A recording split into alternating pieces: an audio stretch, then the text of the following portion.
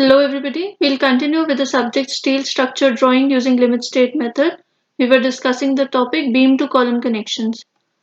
The prerequisites for the subject are IS 800-2007 and steel tables of any standard publication. So far we've discussed gauge, pitch, edge and end distances. We've also discussed column splicing for equal columns, for unequal columns with same flange width, unequal columns with different flange width, column bases with base slab and with gusseted base, beam to column connection. In that we've discussed framed connection and seated connections.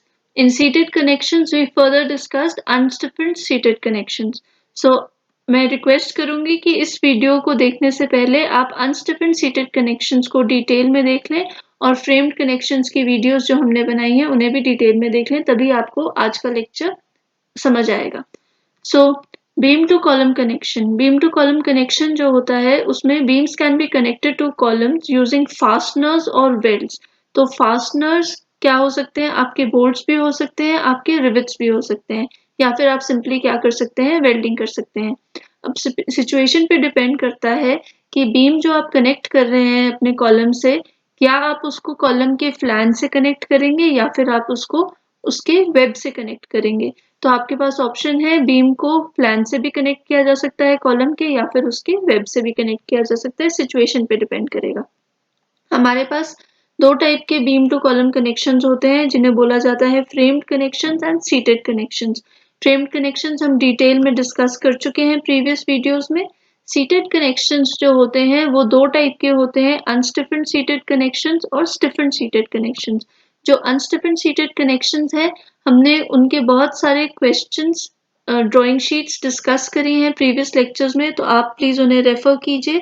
आज के lecture में हम discuss करेंगे स्टिफेंड seated connections. तो स्टिफेंड seated connections क्या होते हैं? जब आप किसी भी बीम को एक एंगल के ऊपर रेस्ट करवा रहे हैं, ऐसे लग रहा है जैसे कि ये जो एंगल है वो बीम का सीट है, तो इसे क्या बोला जाता है? सीटेड कनेक्शन बोला जाता है. हम ताकि बीम हमारी लैटरल डायरेक्शन में ना डिस्प्लेस करे, इधर उधर ना मूव करे, हम क्या प्रोवाइड करते हैं? हम एक टॉप क्लीट प्रोवाइड करते हैं ताकि आपकी जो बीम है वो पोजीशन में रहे. The calculated number of bolts to connect the seat angle with the column cannot be accommodated in its vertical leg. उस टाइम पे आप क्या यूज करेंगे? सीटेड कनेक्शन यूज करेंगे. तो सीटेड कनेक्शन हम कब यूज करते हैं? हम तब यूज करते हैं जब नंबर ऑफ बोल्ट्स जो आप कैलकुलेट कर रहे हैं वो अकोमोडेट नहीं हो पाते सीट एंगल की वर्टिकल लेग पे. तो अगर हम देखें तो हमें पता है कि नंबर ऑफ बोल्ट्स जो हम कैलकुलेट करते हैं वो कैसे कैलकुलेट करते हैं? Factored load divided by bolt value. तो मान लेते हैं कि हमारे पास नंबर ऑफ बोल्ट्स जो कैलकुलेट होके आए हैं दे आर इक्वल टू 10. तो मुझे 10 बोल्ट प्रोवाइड करने हैं. 10 बोल्ट्स प्रोवाइड करना एक सिंपल एंगल पे हमारे लिए इम्पॉसिबल हो जाता है, क्योंकि 10 बोल्ट्स की हम प्रॉपर पिच और edge distances and distances provide नहीं कर पाएंगे अगर हम एक ही एंगल पे उसको प्लेस कर दें. तो हमें क्या चाहिए? हमें एक लॉन्गर लेंथ चाहिए, एक ज्यादा स्पेस चाहिए जहां पे आप इन बोल्ट्स को 10 बोल्ट्स को अकोमोडेट कर सको. तो उस केस में हम क्या यूज करते हैं? स्टिफेंड सीटेड कनेक्शंस यूज करते हैं. दूसरा हम कब यूज करते हैं? जैसे आप देख सकते हैं इस फॉर्मूले में, अगर आपका फैक्टर्ड लोड इंक्रीज करेगा तो नंबर ऑफ बोल्ट्स रिक्वायर्ड भी क्या कर जाएंगे? इंक्रीज कर जाएंगे. तो अगर आपका फैक्टर्ड लोड 150 किलो न्यूटन से ज्यादा हो जाता है तो उस केस में हम क्या यूज करते हैं? सीटेड कनेक्शन में स्टिफेंड कनेक्शन यूज करेंगे. तो स्टिफेंड कनेक्शन आप दो केसेस में यूज कर सकते हैं. एक तो जब नंबर ऑफ बोल्ट्स बहुत ज्यादा है और आप अकोमोडेट नहीं कर पा रहे हैं उन बोल्ट्स को, और दूसरा जब आपका फैक्टर्ड लोड बहुत ज्यादा है, तो उस केस में भी हम क्या यूज करते हैं? स्टिफेंड कनेक्शन, ताकि जो ज्यादा लोड है वो इजीली ट्रांसफर हो सके आपके कॉलम को. तो अब स्टडी करते हैं कि स्टिफेंड कनेक्शंस में हम क्या रहे हैं. तो सबसे पहले तो आप रेड से देख सकते हैं हमारे पास एक सीट एंगल है जो हमने प्रोवाइड किया है, ऊपर हमारे पास एक टॉप क्लीट एंगल है. उसके बाद हम प्रोवाइड कर रहे हैं दो वर्टिकल स्टिफनर्स, और वर्टिकल स्टिफनर्स कैसे हैं? एंगल्स ही हैं. तो आप एक वर्टिकल स्टिफनर देख सकते हैं येलो में और दूसरा देख सकते हैं ब्लू में. इन स्टिफनर्स के पीछे हमने एक फिलर प्लेट प्रोवाइड करी है. तो इस कनेक्शन को अब डिटेल में समझते हैं। जब आपको ये स्टिफेंड सीटेड कनेक्शन प्रोवाइड करने हैं तो हम क्या प्रोवाइड करते हैं, a pair of stiffening angles are used with their outstanding legs tack bolted. तो सबसे पहले तो समझते हैं अ पेयर, पेयर का क्या मतलब हुआ, पेयर का मतलब हुआ कि आप कितने प्रोवाइड कर रहे हैं एंगल्स, दो एंगल्स प्रोवाइड कर रहे हैं। अब समझते हैं what is an outstanding leg. तो इस फिगर में आप देख सकते हैं कि ये कोई प्लेट है हमारे पास और इसमें ये एक एंगल अटैच्ड है। अब जो एंगल है वो उसकी सिर्फ एक ही लेग जो है वो प्लेट से कनेक्ट की गई है with the help of a bolt, या फिर आप चाहे वेल्डिंग भी कर सकते हैं। तो जो लेग कनेक्ट की जाती है किसी भी मेंबर से उसे क्या बोला जाता है, कनेक्टेड लेग। और जो लेग आप किसी भी मेंबर से कनेक्ट नहीं कर रहे हैं एंगल की, उसे क्या बोला जाता है, आउटस्टैंडिंग लेग। तो यहाँ पे इस केस में इस लेग को हमने किसी चीज से कनेक्ट नहीं किया है, किसी मेंबर से कनेक्ट नहीं किया है, तो इसे हम क्या बोलेंगे, आउटस्टैंडिंग लेग। और इस लेग को क्या बोलेंगे, कनेक्टेड लेग।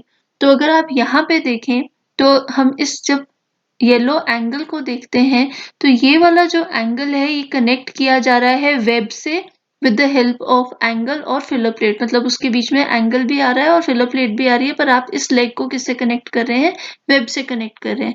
तो ये कौन सी लेग हो गई, ये कनेक्टेड लेग हो गई। और जो ये दूसरी लेग है हमारे पास, इस लेग को आप किसी भी मेंबर से नहीं कनेक्ट कर रहे हैं, इस लेग को हम क्या बोलेंगे, आउटस्टैंडिंग लेग। तो ये लेग किसी भी मेंबर से कनेक्टेड नहीं है, इसलिए इसको क्या बोल दिया, आउटस्टैंडिंग लेग। वैसे ही यहाँ पे आप देख सकते हैं, यहाँ पे जो ब्लू एंगल हमें दिखाई दे रहा है, ये वाली जो लेग है, ये वाली लेग कौन सी लेग है, कनेक्टेड लेग है, क्योंकि ये किससे कनेक्ट हो रही है, वेब से कनेक्ट हो रही है। और जो ये वाली ब्लू लेग है, ये अगेन ये कौन सी लेग हो जाती है, आउटस्टैंडिंग लेग हो जाती है, क्योंकि इसको भी आप किसी मेंबर से कनेक्ट नहीं कर रहे, आप क्या कर रहे हैं, दोनों एंगल्स की आउटस्टैंडिंग लेग्स को आपस में कनेक्ट कर दे रहे हैं। मतलब फॉर इंस्टेंस लेट्स से कि ये हमारे पास एक मेंबर है जिसमें हमने दो एंगल्स कनेक्ट कर रखे हैं। तो ये एंगल एक येलो एंगल है और ये एंगल एक ब्लू एंगल है। तो हम बोल सकते हैं कि ये वाली जो लेग है, ये वाली कौन सी लेग है, कनेक्टेड लेग है, क्योंकि इसको आपने मेंबर से कनेक्ट कर रखा है। सिमिलरली ये वाली लेग कौन सी लेग है, कनेक्टेड लेग है, क्योंकि आपने इसको क्या कर रखा है, कनेक्ट कर रखा है। अब ये वाली जो दो लेग्स हैं, चाहे येलो एंगल की है या ब्लू एंगल की है, ये दोनों लेग्स कैसी हैं, आउटस्टैंडिंग लेग्स हैं। तो इन एंगल्स, इन लेग्स को हम क्या बोल सकते हैं, आउटस्टैंडिंग, क्योंकि ये आपस में जरूर कनेक्टेड है पर ये किसी लोड कैरिंग मेंबर से कनेक्टेड नहीं है। तो इन्हें कहा जाता है आउटस्टैंडिंग लेग, और यहाँ पे भी ये इसी तरीके से कनेक्ट की गई हैं। अब देखते हैं बोल्ट्स के नाम को।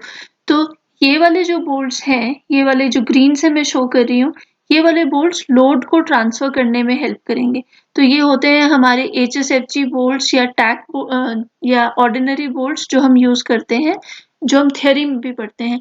बट ये जो ब्लैक बोल्ट मैं आपको दिखा रही हूँ, इस बोल्ट को क्या बोला जाता है, इसे बोला जाता है टैक बोल्ट।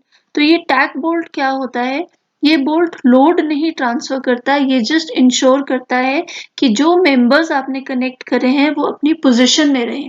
क्योंकि आउटस्टैंडिंग लेग यहाँ पे हमारी कोई एज सच लोड नहीं ले रही है, तो इसे हम किससे कनेक्ट कर रहे हैं, टैक बोर्ड से कनेक्ट कर रहे हैं, ताकि ये जो लेग्स हैं ये अपनी पोजीशन पे रहें। तो आप यहाँ देख सकते हैं कि इन बोल्ट्स को बोला गया है टैकिंग बोल्ट्स, जो आउटस्टैंडिंग लेग्स को ज्वाइन कर रहा है। These are the outstanding legs. और ये कनेक्टेड लेग्स जो हैं ये लोड को ट्रांसफर कर रही है। तो अगर हम पढ़े, a pair of stiffening angles are used with their outstanding legs tack bolted. तो हम आउटस्टैंडिंग लेग, अब हम समझते हैं कि आउटस्टैंडिंग लेग क्या हुई, और आउटस्टैंडिंग लेग्स को कैसे बोल्ट कर रखा है, टैक बोल्ट से कर रखा है, इसलिए क्या बोल रहा है उनको, टैक bolted. The length of the stiffening angle will depend upon the space required for the bolts on column। तो वो कह रहा है कि ये लेंथ हम प्रोवाइड करेंगे, यहाँ से लेके यहाँ तक जो आप लेंथ प्रोवाइड करोगे, लेंथ को मैंने L बोल दिया, ये लेंथ किस पे डिपेंड करेगा, ये लेंथ डिपेंड करेगा कि आप कितने बोल्ट्स प्रोवाइड कर रहे हैं। अगर हमें 10 बोल्ट प्रोवाइड करने हैं तो हमारी लेंथ बढ़ जाएगी, अगर मुझे 6 बोल्ट्स प्रोवाइड करने हैं तो ये लेंथ क्या हो जाएगी, रिड्यूस हो जाएगी। तो जो ये स्टिफनिंग एंगल है, इस स्टिफनिंग एंगल की लेंथ कौन डिसाइड कर रहा है, उसकी लेंथ डिसाइड कर रहे हैं नंबर ऑफ बोल्ट्स जो हमने प्रोवाइड करने हैं।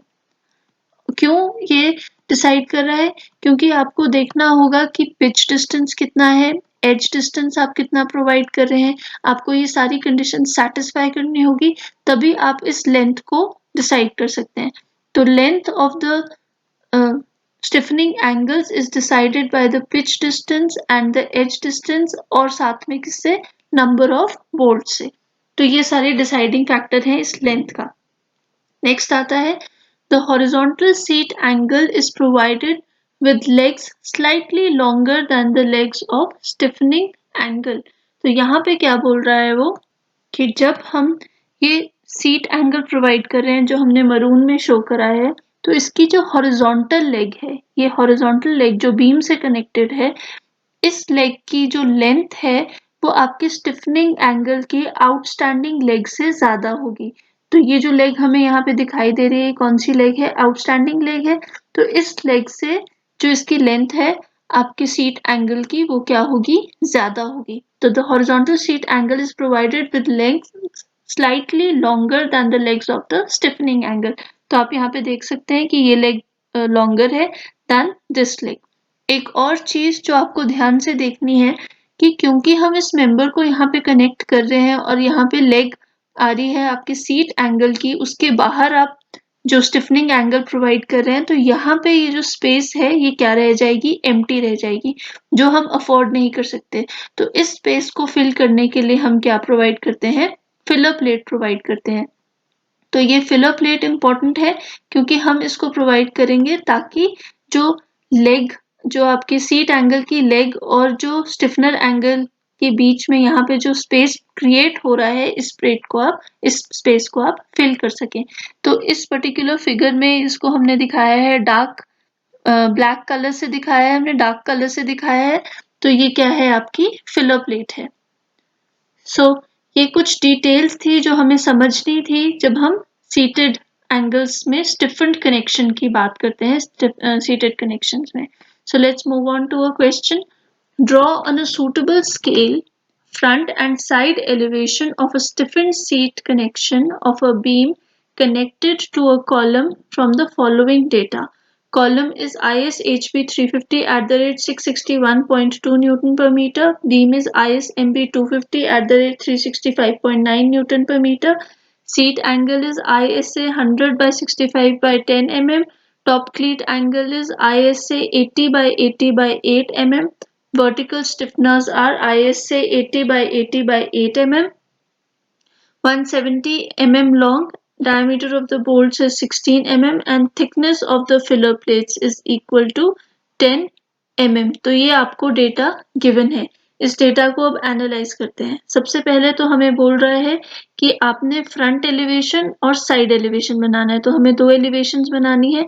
फिर हमें क्वेश्चन में मेंशन करता है कि स्टिफेंड सीटेड कनेक्शन है, तो यहीं से मुझे पता चल जा रहा है कि मुझे वर्टिकल स्टिफनर्स प्रोवाइड किए जाएंगे, क्वेश्चन में प्रोवाइड किए जाने चाहिए। तो जो कॉलम है, कॉलम की डायमेंशन या कॉलम का साइज, बीम का साइज, सीट एंगल का साइज और टॉप क्लीट एंगल का साइज, ये अभी तक जो हमने पहले क्वेश्चंस डिस्कस करे उनमें भी हमें प्रोवाइड किया जाता था। इस पर्टिकुलर क्वेश्चन में हमें एडिशनल डेटा क्या प्रोवाइडेड है? Vertical stiffness. वर्टिकल स्टिफनेस क्यों? क्योंकि स्टिफेंड सीटेड कनेक्शन है। साथ में हमें वो क्या प्रोवाइड कर रहा है? हमें वो लेंथ प्रोवाइड कर रहा है L, जो हमने अभी बात करी थी कि ये L कितना होगा, ये L उसने हमें क्वेश्चन में प्रोवाइड कर दिया है। ये L ऑल्दो डिपेंड करता है पिच, एज और नंबर ऑफ बोल्ट्स पे, पर यहाँ पे वो हमें क्या कह रहा है? हमें कह रहा है कि 170 mm लॉन्ग हमारा वर्टिकल स्टिफनर है। फिर डायमीटर ऑफ द बोल्ट्स आपको प्रोवाइड कर दिया 16 mm और साथ में बोल रहा है thickness of the filler plate is equal to 10 mm। Thickness of the filler plate जो है वो ऑप्शनल है। कुछ क्वेश्चंस आपको प्रोवाइड करेंगे, कुछ क्वेश्चंस आपको प्रोवाइड नहीं करेंगे। क्यों है ये ऑप्शनल? क्योंकि ये जो thickness of the filler plate है ये आपके सीट एंगल की थिकनेस के बराबर होंगे। सीट एंगल की थिकनेस के बराबर क्यों होंगे? अगर हम फिगर को ध्यान से देखें तो ये यहाँ पे गैप कितना क्रिएट होगा? उतना ही गैप क्रिएट होगा जितना थिक आपका ये सीट एंगल की लेग है। सीट एंगल की लेग अगर 10 mm थिक है तो यहाँ पे गैप कितने का क्रिएट होगा? 10 mm का। तो फिलर प्लेट कितनी थिक हो जाएगी? 10 mm की। वैसे ही अगर ये 8 mm थिक होता आपका सीट एंगल तो यहाँ पे गैप कितने का क्रिएट होता, 8 mm का क्रिएट होता, तो फिलर प्लेट कितने की हो जाती, 8 mm की हो जाती। तो इसीलिए मैं बोल रही हूँ कि ये जो इन्फॉर्मेशन है ये ऑप्शनल है। अगर आपको क्वेश्चन नहीं भी देता है तो आप किसके इक्वल ले लेंगे इसको, this will be equal to the thickness of the seat angle. तो ये आपने ध्यान रखना है। ये इसका मतलब ये बिल्कुल भी नहीं है कि आप फिलर प्लेट ना यूज करें अगर क्वेश्चन में ना दी हो। फिलर प्लेट आपको यूज करनी है, जस्ट उसकी थिकनेस खुद से कैलकुलेट कर लेनी है। So let's move on. हमारे पास कॉलम दे रखा है, स्टील टेबल से हम इसकी डायमेंशंस देख लेते हैं। तो IS HP 350 @661.2 की ओवरऑल डेप्थ है 350 mm, width of the flange is 250 mm, 11.6 is the thickness of the flange, 8.3 is the thickness of the web. Similarly, beam है हमारे पास IS MB 250 @365.9 Newton per meter, overall depth is 250 mm, width of the flange is 125 mm, thickness of the flange is 12.5 mm and thickness of the web is 6.9 mm, जिसको मैंने यहाँ पे tabulate कर दिया है। तो अब देखते हैं फ्रंट एलिवेशन। फ्रंट एलिवेशन में हमें ध्यान रखना है कि हम कहाँ से देख रहे हैं अपना जो बीम है, हम उसको इस डायरेक्शन से देख रहे हैं। जब मैं यहाँ से देखूंगी, एक चीज हमें नोटिस करनी है, जब मैं अपने इस कनेक्शन को यहाँ से देख रही हूँ तो मेरा व्यू कौन ब्लॉक करेगा, मेरा व्यू ये फ्लैंज ब्लॉक कर देगा, जो हमारे कॉलम का फ्लैंज है।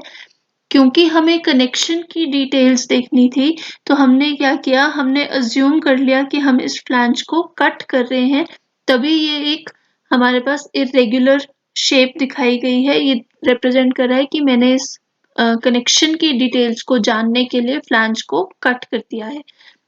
वैसे ही यहाँ पे कैसे रिप्रेजेंट कर रहे हैं हम, क्योंकि जो ड्राइंग शीट है उसमें हम ये आइसोमेट्रिक व्यू तो नहीं बनाएंगे, हम क्या बनाएंगे, हम फ्रंट एलिवेशन और साइड एलिवेशन बनाएंगे। तो फ्रंट एलिवेशन में यहाँ पे मैं फ्लैंज को डॉटेड लाइन से रिप्रेजेंट कर रही हूँ। ये डॉटेड लाइन क्या बता रहा है कि इसे हमने कट किया है और इसके पीछे है जो ये कनेक्शन डिटेल्स हम देख पा रहे हैं। तो कनेक्शन डिटेल्स को देखते हैं। सबसे पहले सिंपल चीजें देख लेते हैं। हमें यहाँ पे ये फ्लैंज दिखाई देगा, फ्लैंज दिखाई देगा और हम यहाँ पे देख पाएंगे, अगर हम इधर देखें कि हमें पीछे वेब भी दिखना चाहिए, तो वेब हम डॉटेड लाइन से रिप्रेजेंट कर सकते हैं। वैसे ही हमने फ्रंट एलिवेशन में भी वेब को किससे रिप्रेजेंट करा है, डॉटेड लाइन से, और उसकी थिकनेस मेंशन करी है इक्वल टू 8.3 mm। तो ये हमारा वेब है डॉटेड लाइन से जो रिप्रेजेंट हो रहा है, और यहाँ पे डॉटेड लाइन हमें क्या बता रही है कि ये फ्लैंज है हमारा।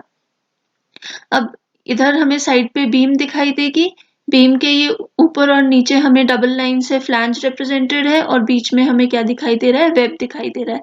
जो कॉलम का वेब है, क्योंकि बीम हमारी कॉलम के वेब से कनेक्टेड है, तो कॉलम के वेब और बीम के बीच में एक 8 mm का हमने क्लियरेंस छोड़ा है, ताकि जो टेम्परेचर वेरिएशन हो उसमें हमारा जो मेटल है वो एक्सपैंड और कॉन्ट्रैक्ट कर सके।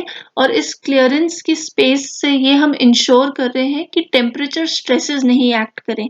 ऑलरेडी हमारा जो बीम है वो अपना लोड ट्रांसफर कर रहा है कॉलम को, अगर हम टेम्परेचर स्ट्रेसेस भी इंट्रोड्यूस कर देंगे तो जो कनेक्शन पे लोड है वो लोड क्या हो जाएगा, इंक्रीज हो जाएगा। तो उसको अवॉइड करने के लिए, टेम्परेचर स्ट्रेसेस को अवॉइड करने के लिए हम क्या प्रोवाइड कर देते हैं, एक 8 mm की क्लियरेंस प्रोवाइड कर देते हैं। एक्सपेंशन गैप भी बोला जाता है इसे।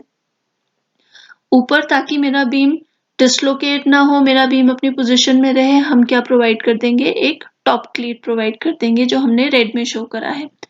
नीचे हम रेड में हम देख सकते हैं हम एक सीट एंगल प्रोवाइड कर रहे हैं।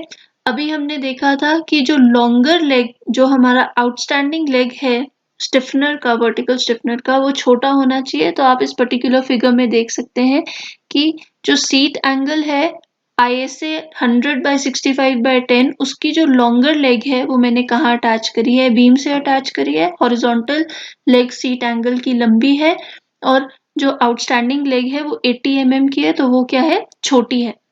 तो ये आपने ध्यान रखना है कि लॉन्गर लेग हम किससे अटैच करेंगे, बीम से अटैच करेंगे। अब यहाँ पे हम देख सकते हैं कि शॉर्टर लेग जो 65 mm की लेग है, हमने उसको वेब ऑफ द कॉलम से अटैच करा है, 10 mm थिक है। तो जो जो हमारा वर्टिकल स्टिफनर है और जो वेब है उसके बीच में हमने ये ब्लैक कलर की क्या प्रोवाइड कर दी है, filler plate of thickness 10 mm। फिर हमने ये येलो कलर का, क्योंकि ऑल्दो हमने 2 प्रोवाइड करे हैं बट क्योंकि मैं इस डायरेक्शन से देख रही हूँ तो मुझे सिर्फ एक ही वर्टिकल स्टिफनर दिखाई दे रहा है जो एक एंगल है बेसिकली 80 बाय 80 बाय 8 mm का। तो ये एंगल रिप्रेजेंट हो रहा है, यहाँ पे डबल लाइन रिप्रेजेंट करी है कि एक लेग अटैच्ड है और ये वाली लेग कौन सी है, this is my outstanding leg. और आउटस्टैंडिंग लेग को दूसरे वर्टिकल स्टिफनर की आउटस्टैंडिंग लेग से मैंने कनेक्ट करा है with the help of a tack bolt. तो यहाँ पे प्लस साइन रिप्रेजेंट कर रहा है कि ये क्या है, हमारा टैक बोल्ट है। फिर हमने ये पिच और एंड डिस्टेंसेस प्रोवाइड करने हैं, तो इसको फटाफट से कैलकुलेट कर लेते हैं। सो पिच होगी हमारी मिनिमम इक्वल टू 2.5 डी। तो 2.5 डी को हम लिख सकते हैं 2.5 into 16 which is equal to 40 mm। वैसे ही मैक्सिमम पिच हो जाएगी हमारी 16, क्योंकि हम अज्यूम कर लेंगे कि यहाँ पे टेंशन एक्ट करी है, तो 16 इंटू 6.9। 6.9 क्यों, क्योंकि हम मिनिमम थिकनेस यूज करेंगे। मिनिमम थिकनेस कनेक्टेड लेग्स कौन सी है, कनेक्टेड मेंबर्स कौन से हैं, वेब है हमारे कॉलम का और हमारी बीम का भी वेब है और बीम का फ्लैंज भी कुछ जगह कनेक्टेड है। तो हम इनमें से मिनिमम थिकनेस कितनी है, 6.9। तो मैं मिनिमम थिकनेस अज्यूम कर रही हूँ और उसको कैलकुलेट करिए। This calculates to be equal to 110.4 mm। तो मैं क्या अज्यूम कर सकती हूँ, मैं अज्यूम कर सकती हूँ कि मेरी पिच कितनी है, pitch is equal to 50 mm, क्योंकि इस रेंज के बीच में फॉल कर रही है 40 और 110 के बीच में। वैसे ही E कैलकुलेट करते हैं, and distances, minimum end distances 1.5 into D H. तो डी एच कितना हो जाएगा, 16 प्लस 2 mm, ये हम टेबल 19 से कर रहे हैं, that is equal to 18 mm। तो हम बोल सकते हैं in minimum end distances 1.5 into 18 which is equal to 27 mm। अब आ जाती है बात ई मैक्स की। ई मैक्स हम कैसे कैलकुलेट करेंगे, 12t मिनिमम अपसाइलम। तो अपसाइलम किसके इक्वल हो जाएगा, epsilon will be equal to under the root of 250 divided by F Y. क्योंकि हम जो स्टील यूज करते हैं उसका जो एफ वाई है वो इक्वल टू 250 होता है, तो 250 divided by 250 under root is equal to 1। So epsilon किसके इक्वल आ गया, इक्वल टू 1। सो मेरे पास बचता है 12 into T minimum. T minimum is equal to 6.9 which calculates to be equal to 82.8 mm। हमें क्या अज्यूम करना है, अब हमें अज्यूम करना है इन दोनों वैल्यूज के बीच में फॉल करता हुआ E। तो मैं अज्यूम कर सकती हूँ इक्वल टू 35 mm, क्योंकि E किसके बीच में फॉल कर रहा है, 27 mm और 82.8 mm के बीच में हम कितना वैल्यू ले सकते हैं, इक्वल टू 35 mm। सो ये हमने कैलकुलेट कर लिया है, उसी वैल्यू को मैंने यहाँ प्रोवाइड कर दिया है। अब देखते हैं कि ये लेंथ कितनी है। ये लेंथ हमें प्रोवाइडेड है क्वेश्चन में, आपकी length L is equal to 170 mm। तो ये लेंथ हमें क्वेश्चन प्रोवाइड कर रहा है। अगर आप यहाँ पे देखें तो ये लेंथ 170 mm को सेटिस्फाई कर रही है। 35 plus 50 plus 50 plus 35 is equal to 170 mm। So ये हमारा क्या होता है, ये हमारा चेक होता है इस केस में। तो क्या चेक है, चेक ये है कि twice of end distance plus twice of pitch should be equal to 170 mm। ये मैं चेक लगा रही हूँ, 2 टाइम्स एज और 2 टाइम्स पिच क्यों ले रही हूँ, क्योंकि मैंने अज्यूम करा है कि 3 बोल्ट्स मैंने लगाए हैं इस पर्टिकुलर लेग पे। अगर मैं नंबर ऑफ बोल्ट्स को कम कर देती हूँ या ज्यादा कर देती हूँ, उसके हिसाब से मेरी ये इक्वेशन है ये क्या हो जाएगी, चेंज हो जाएगी। सो आपने देखना है, लॉजिक यूज करना है। अब हमें कैलकुलेट करना है length of the filler plate. Filler plate की लेंथ कैसे आएगी, अगर आप देखें तो ये जो कनेक्टेड लेग है हमारी सीट एंगल की, that is equal to 65 mm। ये 65 mm है। ये थिकनेस किसके इक्वल है, ये थिकनेस है 10 mm के इक्वल। तो अगर हम देखें तो ये वाली लेंथ कितनी हो जाएगी, ये वाली लेंथ हो जाएगी 65 mm minus 10 mm which is equal to 55 mm। अगर ये 55 mm के इक्वल है तो ये रिमेनिंग लेंथ कितनी हो जाएगी? This remaining length will be equal to, अगर मैं इसे x बोलूं तो x will be equal to 170 minus 55 mm which is equal to 115 mm। तो ये x की वैल्यू कितनी आ गई? फिलर प्लेट की लेंथ की वैल्यू कितनी आ गई? 115 mm। सो ये हो गई हमारी सारी connection details for the front elevation. अब देखते हैं साइड एलिवेशन। जब मैं साइड एलिवेशन की बात करती हूँ तो साइड एलिवेशन सिंपल है। हम कहाँ से देख रहे हैं बीम को? हम बीम को यहाँ से देख रहे हैं। अगर हम कुछ इस डायरेक्शन से देख रहे हैं, सामने से मैं देख रही हूँ इसको, तो सामने से मुझे क्या दिखाई देगा? सेंटर में एक आई सेक्शन दिखाई देगा, टॉप में मुझे एक क्लीट एंगल दिखाई देगा, यहाँ पे नीचे मैं देख सकती हूँ अपने दोनों वर्टिकल स्टिफनेस को। ये सिर्फ एक मुझे हॉरिजॉन्टल लेग दिखाई दे रही है अपनी सीट एंगल की, तो ये मेरा सीट एंगल है रेड कलर का जिसकी हॉरिजॉन्टल लेग विजिबल है। ये मेरे वर्टिकल स्टिफनर्स हैं। यहाँ पे जो ये डबल लाइंस शो कर रही है ये आउटस्टैंडिंग लेग्स को शो कर रही है, और ये लाइंस, ये पोर्शन किसको शो कर रहा है? कनेक्टेड लेग्स को शो कर रहा है। सिर्फ जब मैं साइड व्यू देख रही हूँ या साइड एलिवेशन देख रही हूँ तब मुझे रियलाइज हो रहा है कि हमने दो एंगल्स यूज करे हैं एज वर्टिकल स्टिफनेस, पर फ्रंट एलिवेशन में तो हमें सिर्फ एक ही एंगल दिखाई दे रहा था। So it is very important. यहाँ पे हमने कलर कोडिंग की हेल्प से समझा है। अब देखते हैं कि शीट पे कैसे बनाया जाएगा। तो शीट में ये आपका टॉप क्लीट यहाँ पे आ गया, वैसे ही आपका टॉप क्लीट यहाँ पे भी आ गया।